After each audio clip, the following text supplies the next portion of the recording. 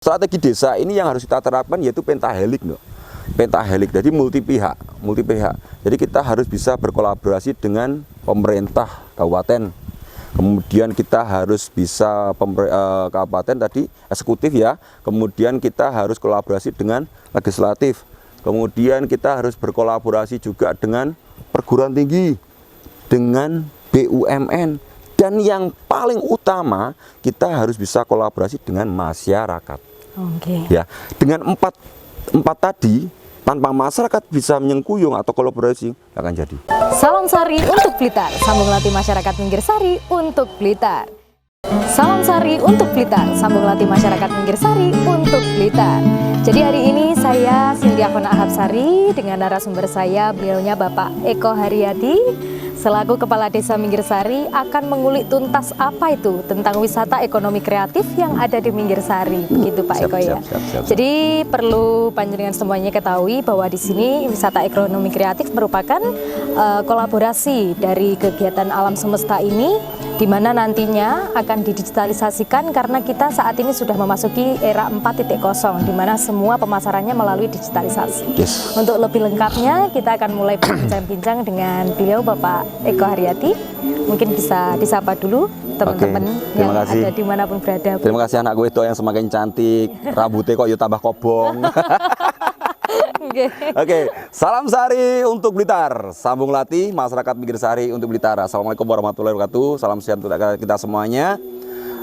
Cynthia, ini salah satu tim kreatif yang ada di Desa Minggir Sari. Ada kamera, ada Zaka, ada Gun, ada Maulana. Ini support penuh untuk kreativitas yang ada di Desa Minggir Sari. Dan kalau dulunya, kalau konten Salam Sari itu saya yang mengawali, dan saat ini saya harus regenerasi. Nah, ya toh. Kudu sing enom sing berkembang. Ya toh. Jadi tugas kami di sini harus bisa membina, merangkul anak muda, bagaimana anak muda itu benar-benar bisa memberikan kontribusi yang luar biasa untuk desa. Ya. Ini bagian salah satu SDM yang bisa menjadi wisata ekonomi kreatif. Ya kan? Yeah. Sadar nggak ketika kalian ini dengan kreativitas ini, kalian sekarang sudah banyak didatangi pemuda dari beberapa desa untuk sinau bareng terkait digitalisasi. Sadar nggak seperti itu? Yeah. Wisata kan ini Sadar. kan? Yeah. Ya. Yeah. Jadi yang namanya wisata, kita nggak harus mempunyai pegunungan. Enggak. Kita nggak harus mempunyai pantai ataupun apa, enggak. Tapi SDM, sumber daya manusia yang ada di desa, kearifan lokal, ini bisa menjadi wisata. Dan yang sekarang muncul di Desa Minggir Sari, dan mungkin, wow ini loh, mungkin ya, kita bicara mungkin dulu. Harapan kita ini kita nomor 1. Amin. Karena yang namanya wisata ekonomi kreatif desa, mungkin di Indonesia hanya ada 1 di Desa Minggir Sari. Tepuk tangan untuk kita semuanya. Gitu Cynthia. Jadi ini kan kalau tadi mengenai kearifan lokal, berarti apa yang ada di Minggir Sari itu bagaimana dijadikan suatu wisata, ngoten panggil. Jadi tidak membuat-buat wisata. Betul. Kenapa kok di Minggir Sari itu dinamakan wisata ekonomi kreatif begitu, Pak? Oke. Kita tahu ya bahwasanya Desa Minggir Sari ini ketika kita mapping, ini ternyata ada beberapa unsur yang bisa kita maksimalkan. Jadi kita harus berkolaborasi ya dengan semuanya, dengan desa ini. Alam kita ada, belakang kita ini Kali Berantas, betul kan? Nah, kemudian ada beberapa situs sejarah.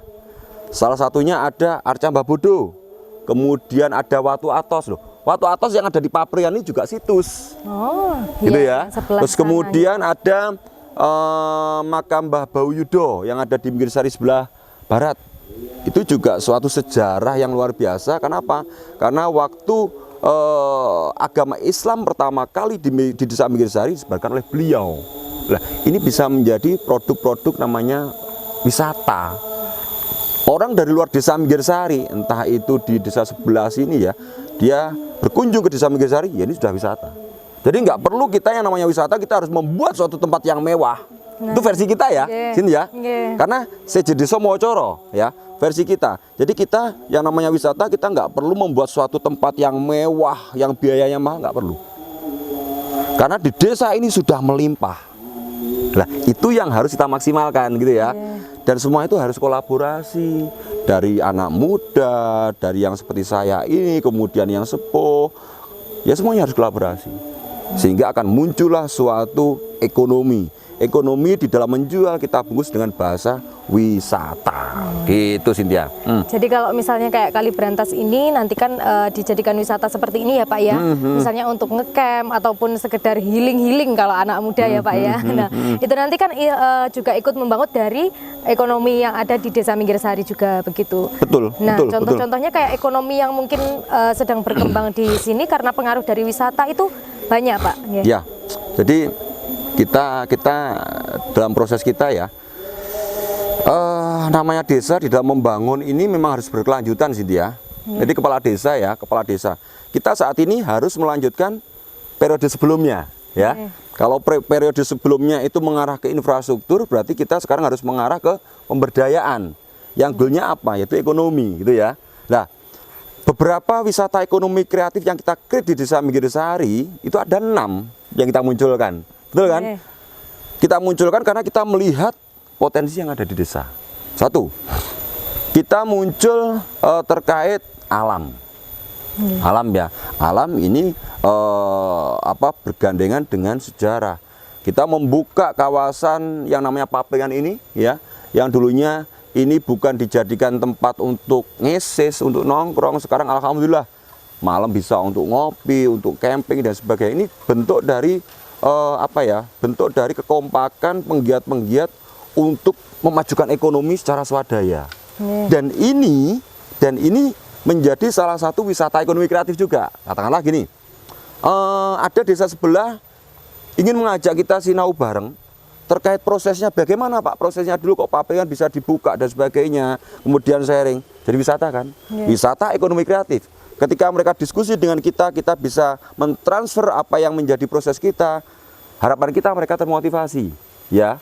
Mereka termotivasi sehingga mereka berwisata ke Desa Minggirsari, dia dapat apa? Dapat ilmu mungkin gitu ya, dapat manfaat. Sehingga akhirnya dia terinspirasi, termotivasi, kembali ke desa, kemudian bercerita kepada pemerintah desa kah, kepada penggiat, oh seperti ini loh Desa Minggirsari, wisata satu muncul. Itu terkait proses kita di alam gitu Dok. Itu. Jadi kalau wisata ekonomi kreatif itu bukan hanya wisata yang dikunjungi tapi pulang tidak membawa apa-apa begitu ya Pak ya. Betul. Jadi wisatanya juga bisa sekaligus untuk beredukasi begitu. Nah, mengenai wisata ekonomi kreatif ini di Minggirsari kan ada bermacam-macam ya Pak ya. Salah satunya yang paling viral itu kan Papringan ini. Mungkin barangkali ada wisata yang lain Pak? Betul. Jadi tadi Cynthia mengutip wisata ekonomi kreatif, ketika berwisata harus dapat apa gitu ya. Ya memang itu tujuan kita. Jadi yang namanya wisata, kalau kita kalau kita yang namanya wisata ini kita harus bisa membangun narasi, membangun ide yang nanti dapat manfaat. Contohnya di sini tadi, berarti Ngeliban ini ya, kita muncul Ngeliban, kemudian kita muncul fun rafting, dan saat ini untuk wisata ekonomi kreatif yang lainnya kita bergerak di UMKM ya. Oke, di UMKM. UMKM yang ada di Desa Minggirsari yang saat ini didampingi oleh BUMDes ya, kemudian oleh PKK, alhamdulillah juga sudah muncul kan ya. Ada cenil, cenil jajanan desa ya Dok ya. Jajanan desa tapi ya keren nih. Dia memainkan strategi digitalisasi. Wah, upload terus. Akhirnya yang beli dari mana-mana. Ya kan? Dan ini sudah menjadi wisata. Karena yang beli sudah di mana-mana. Nah, salah satu contoh ini bisa kita transferkan kepada sedulur kita yang ada di desa lain mungkin ya. Itu kemudian UMKM yang lainnya ada dapur bronsu. Gitu kan? Dapur bronsu juga. Kemudian ada angkringan Pak Joko. Kemudian ada warung Kang Cempluk.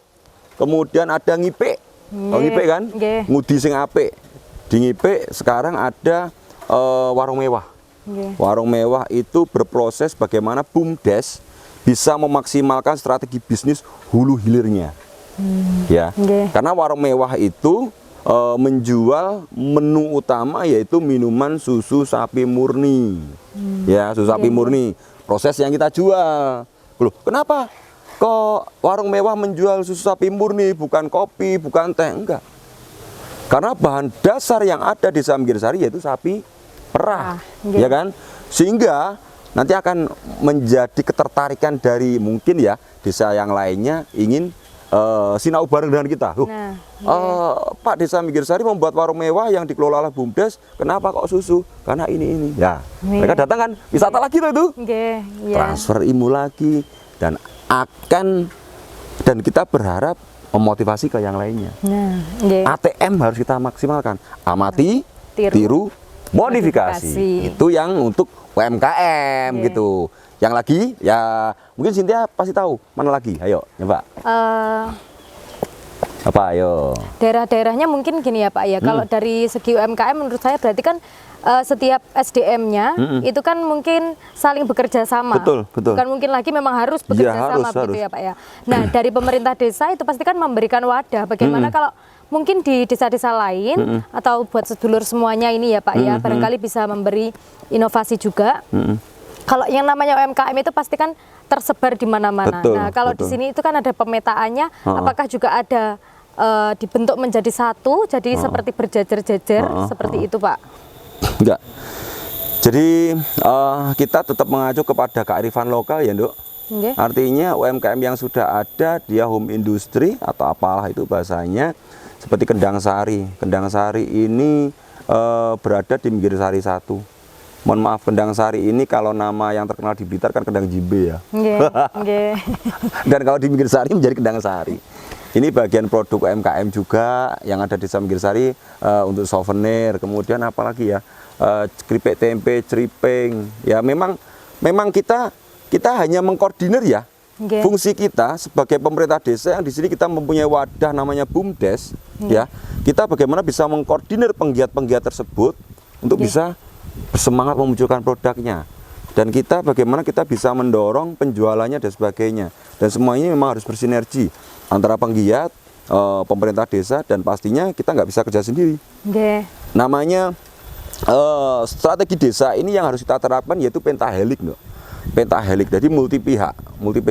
Jadi kita harus bisa berkolaborasi dengan pemerintah kabupaten.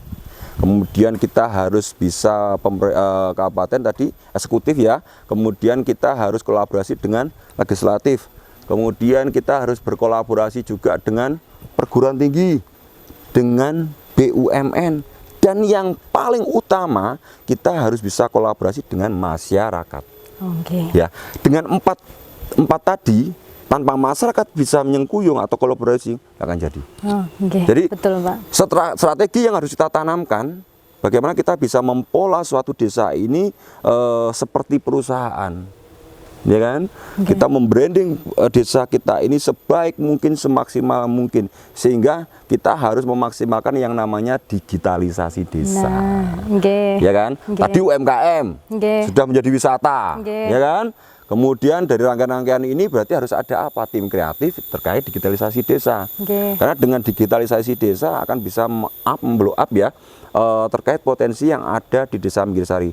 Salah satunya kita membuat konten ini. Nah, ya kan? Salam Sari untuk Blitar. Kalau yang lainnya mungkin bahasa podcast atau apalah, kita mempunyai apa? Sebutan yang berbeda.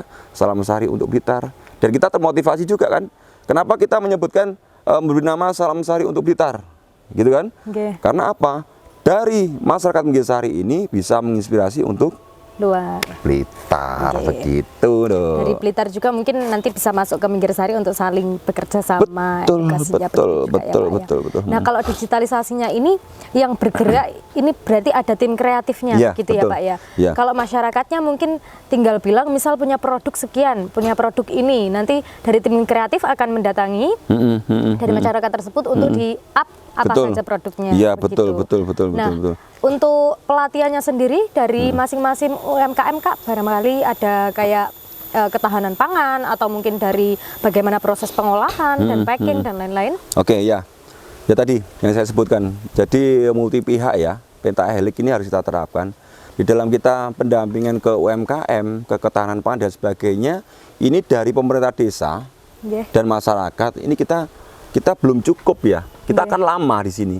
Makanya di sini kita perlu kolaborasi dari perguruan tinggi, BUMN, eksekutif, legislatif untuk memaksimalkan produk-produk yang ada di Desa Minggirsari. Dan Cynthia akan tahu juga ya, tim kreatif kita yang ada di lingkupnya Pemdes itu ada berapa anak muda gitu ya. Ada yang bagian desain grafis, kemudian ada yang bagian foto, video, data dan sebagainya. Ini pendukung kita kan? Tanpa ini, ya ini versi kita sekali lagi ya Dok ya, versi kita. Tanpa ini mungkin strategi kita untuk menerapkan suatu perusahaan desa nggak akan bisa maksimal. Betul kan? Dan saat ini yang kita rumuskan, kita rancang untuk ke depan, nanti ada marketing kan? Cynthia itu bukan sopo itu dari marketing dan jadi marketing ini harus ada karena pola kita ini suatu perusahaan desa yang bisa menjadikan tempat wisata dan